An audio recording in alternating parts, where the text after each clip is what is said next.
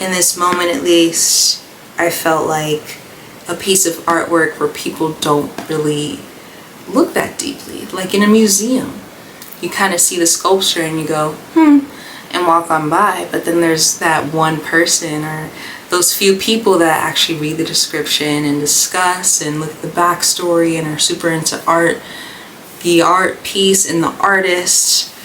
And those are rare people, and those are good people. Those are really good people. I hope you like poetry, because I'm going to be reading from my poetry book. I haven't opened this in maybe a year or two, but I know that talking about my art inspires me to do more art when I facilitate conversation about my art. So hopefully y'all got something to say, but nothing negative, because I'm not having it. But yeah, we're gonna be reading and writing poetry, or just reading from it, and I hope I got something from y'all. Poetry is a subsector of an art form that I enjoy. I think the biggest piece of the pie might be painting, and then making videos, and then probably some other stuff. But poetry is when I feel really deep emotion every once in a while. So it's not consistent. I don't have a poetry habit, but I do write it sometimes. And I think as an artist, sometimes you think that your art isn't as good as you want it to be. There's like this imaginary person inside your head kind of critiquing everything that you do, but you got to start somewhere. And I do personally feel like a master of none when it comes to art, but I like making it. So, and making a video about making a video about liking making art, it does inspire me to create more art, because making a video is a part of the whole process. And I hope also this helps the person who wants to create more art, or just wants to put their thoughts onto paper in some sort of way, but is afraid because they don't want someone to judge them. They don't want their deepest feelings out on paper. Or maybe you just feel like you have that artistic load you need to dump, but maybe you're just scrolling too much. Maybe you're just in a busy schedule. But I just want to reassure you that when you make art, life slows down. And in order to think and feel and live and be here, you need a piece of mindfulness. You need a second to just slow down and be in the now and be present. And for all the artists, this helps with mindfulness. So I hope that me reading this aloud, oh my god, I haven't opened this in forever, will help inspire you to create more art and just settle down and, create a moment of mindfulness. I'm sorry, I'm so scared to open this because I do be writing about personal things. Oh, and if it's too personal, I will be editing it out. I don't care. I don't care. Okay. This one is called New Candy. It's the first poem in here, and I wrote it 2 years ago. Wow. I usually let tanginess overwhelm me. The flavor seeps under my tongue. My mouth waters with its intensity. All I know is to bite down. Oh, this is good so far.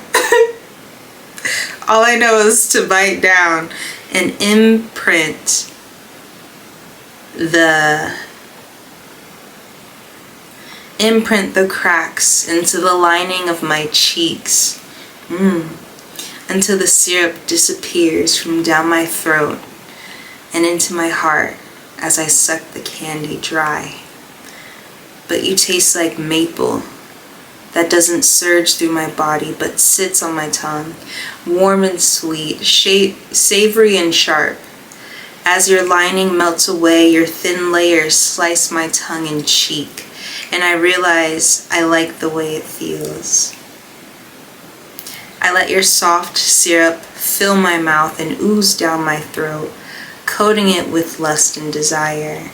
I fantasize about biting down into you, but for now I'll just lick every inch until you melt away into the softness of my cheek.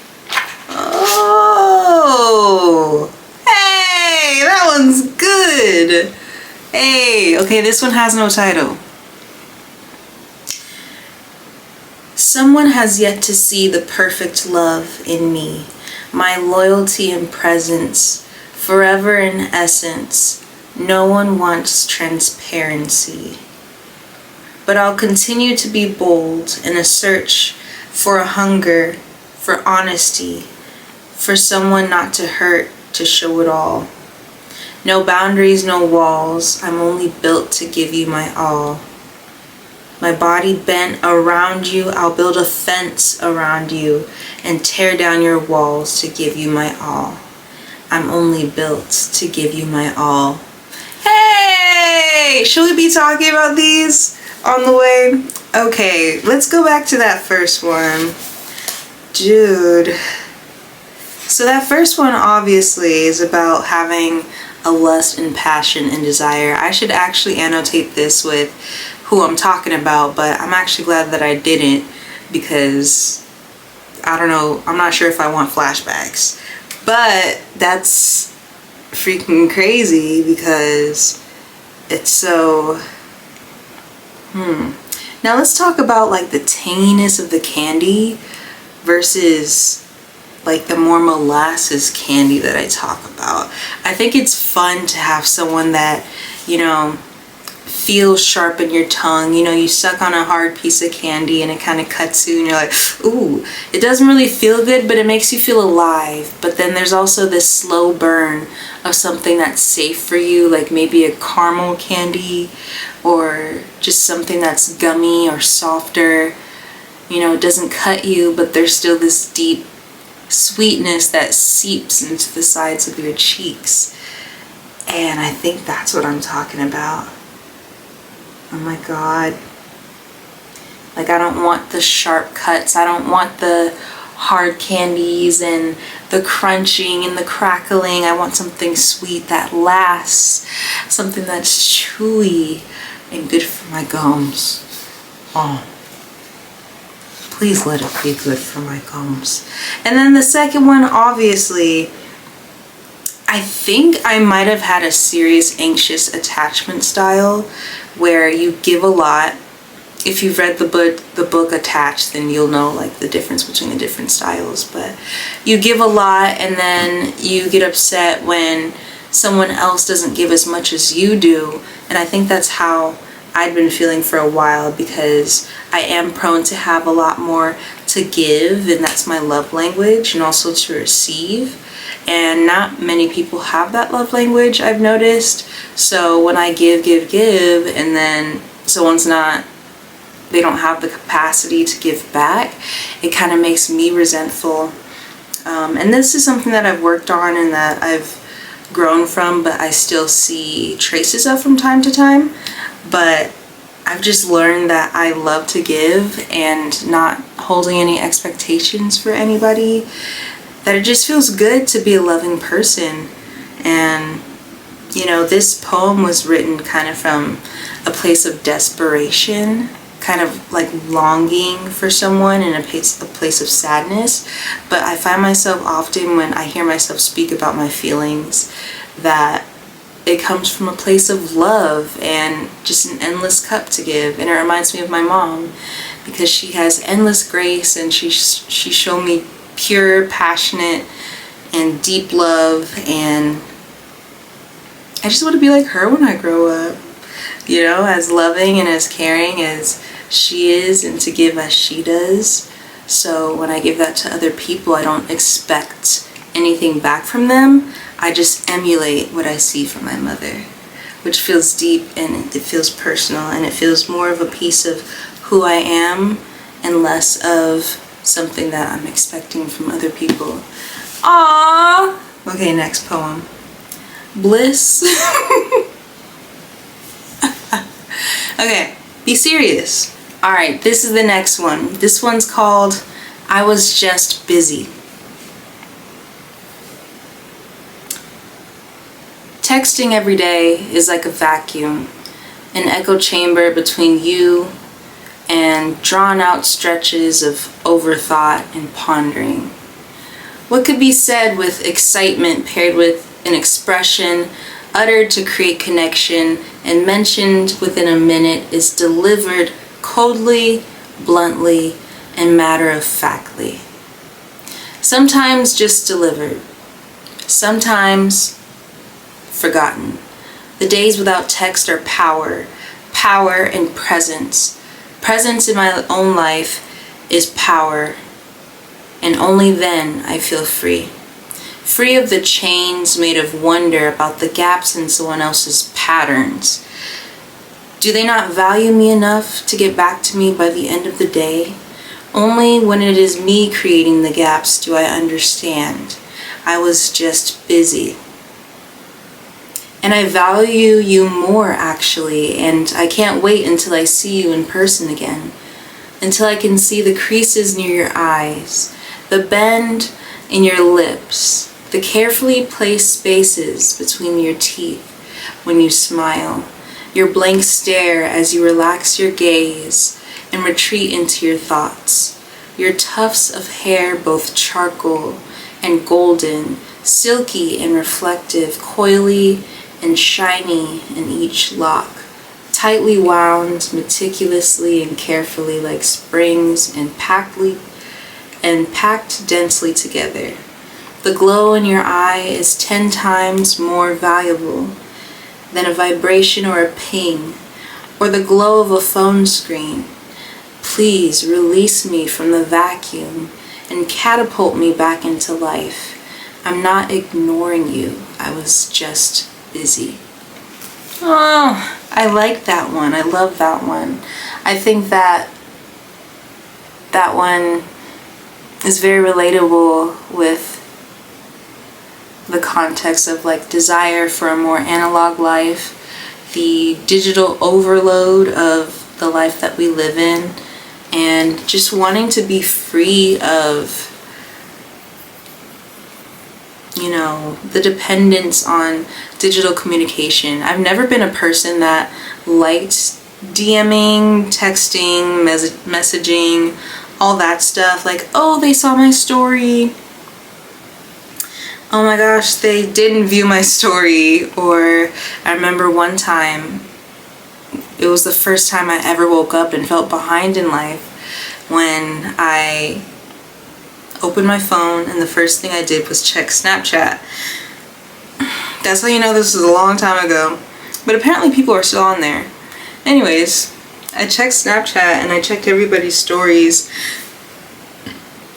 And I kind of just felt like everybody had done all these things before I even woke up, and I felt so behind. This was probably like 2013. And I was like, what is this feeling? Ew.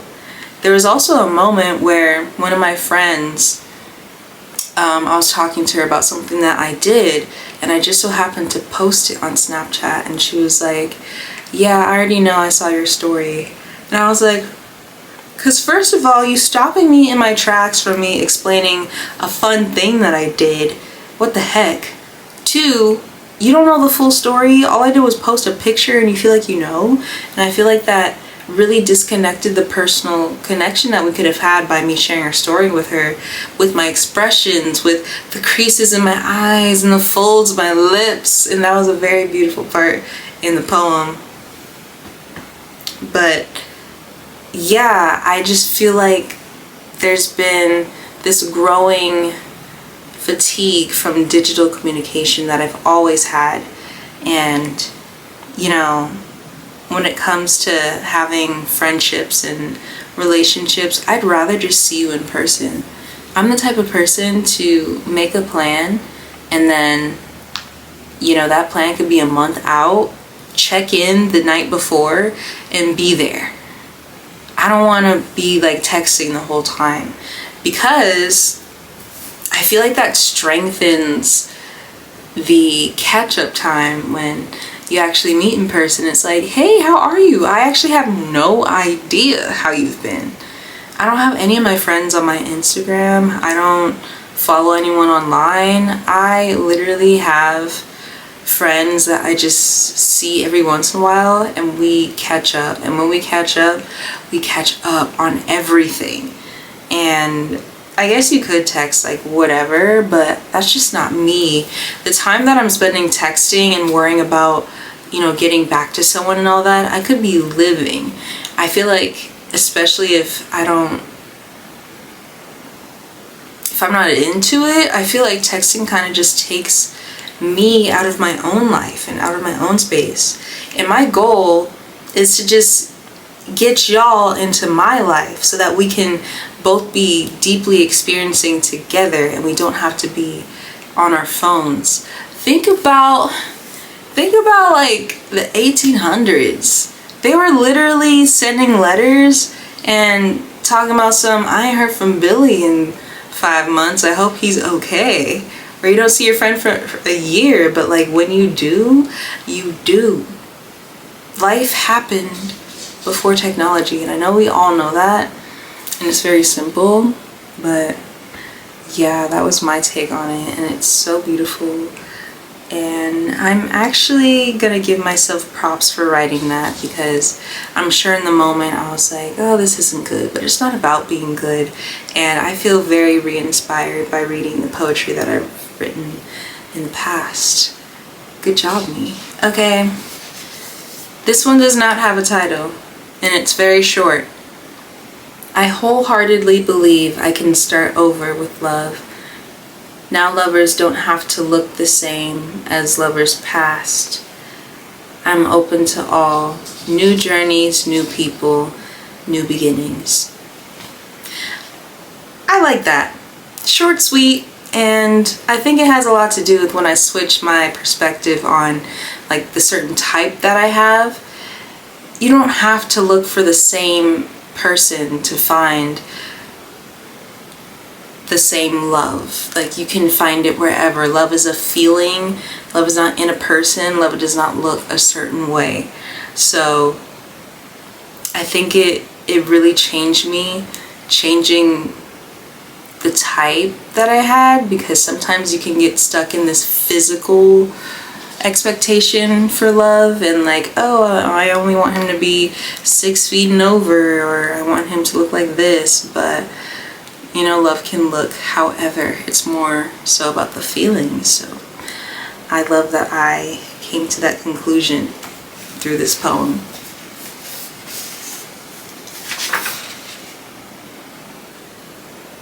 Oh my god, this might be my favorite one, and it's the shortest of them all, I'm sure. And it has no title. Here we go. And so here I write, because I said I would.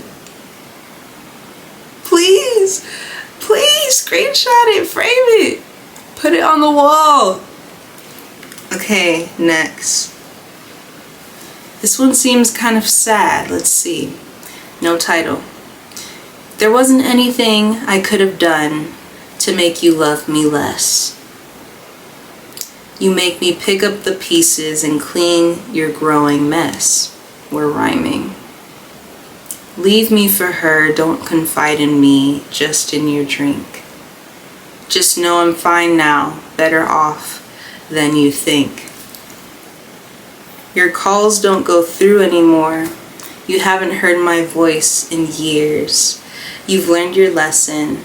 You won't confess to all of your wrongs through tears. But your time has expired. You need to forgive yourself. I am no longer a part of your life.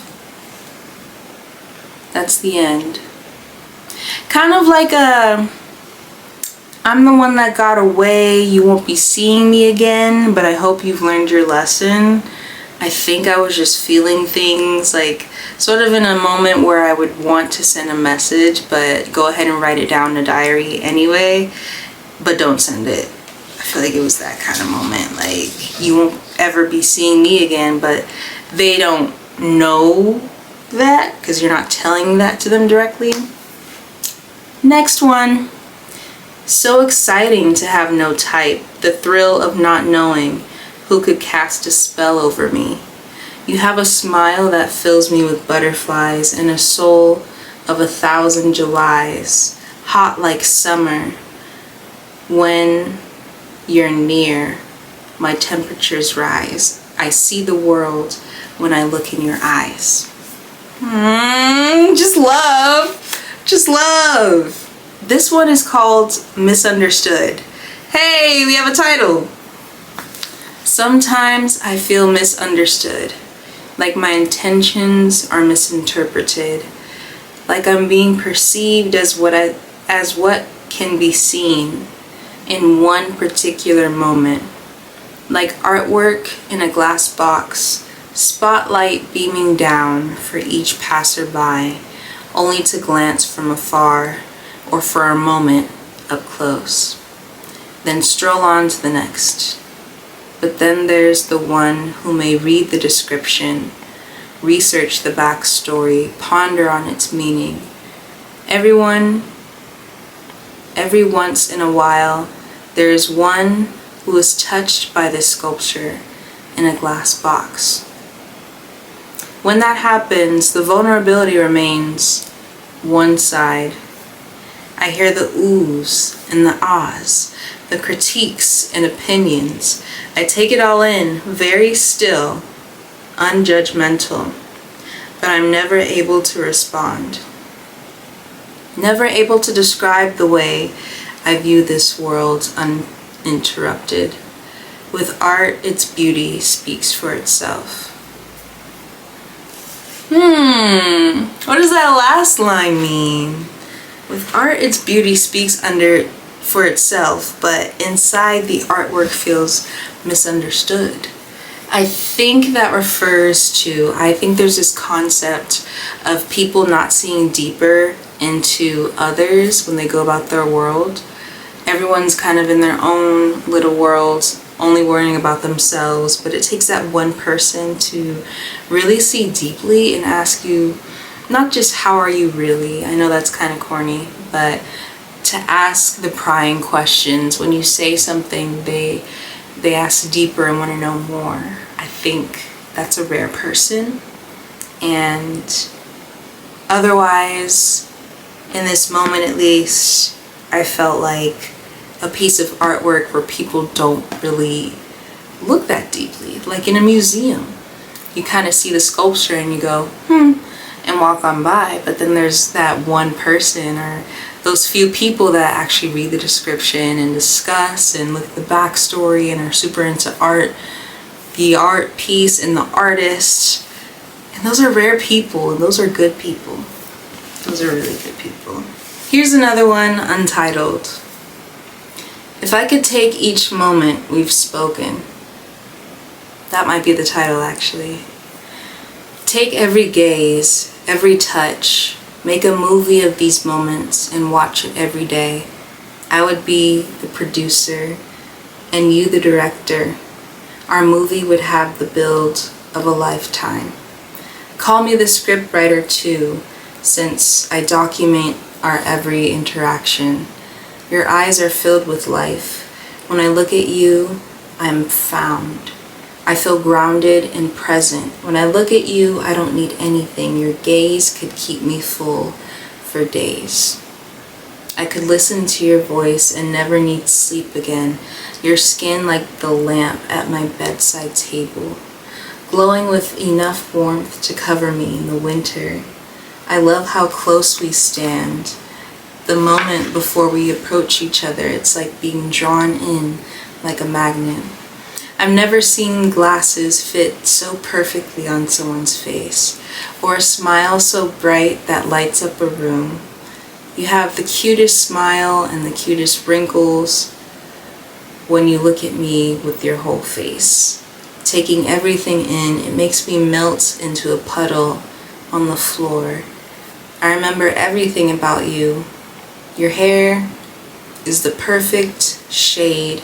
I can't believe how it looks against your skin. And I can't get enough of catching you staring whenever I see you.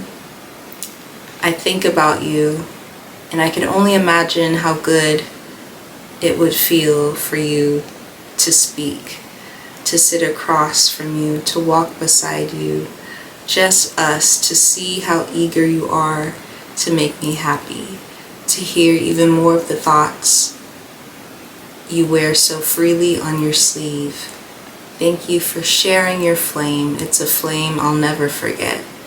I haven't felt this way for a long time. And this one, I did put the name. I did put that name right there. And I do prefer that I didn't. I'm gonna stop doing that because it causes flashbacks. Who wants flashbacks? Are you kidding?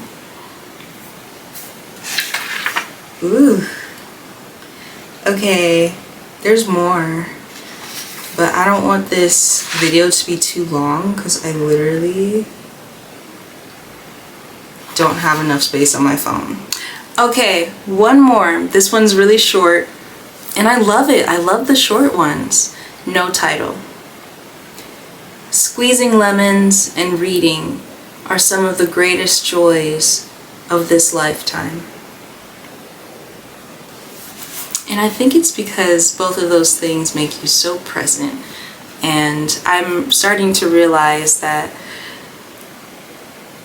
the most important moments in my life have nothing to do with any other person, have nothing to do with my goals, with life, with media, with comparing myself. It's just when I catch myself making cookies or washing the dishes and I feel grateful for everything that I have and my safety, and I feel at peace. So I'm gonna go ahead and end it there. Thank you so much for joining me, for reading poetry with me, and I hope this inspires you to create work of your own. And this definitely is going to inspire me to get back into my own poetry practice. Go ahead and look at the other videos that I have on here. I'd love to share more of my art with you. Like the video, subscribe, and I'll see you in the next video.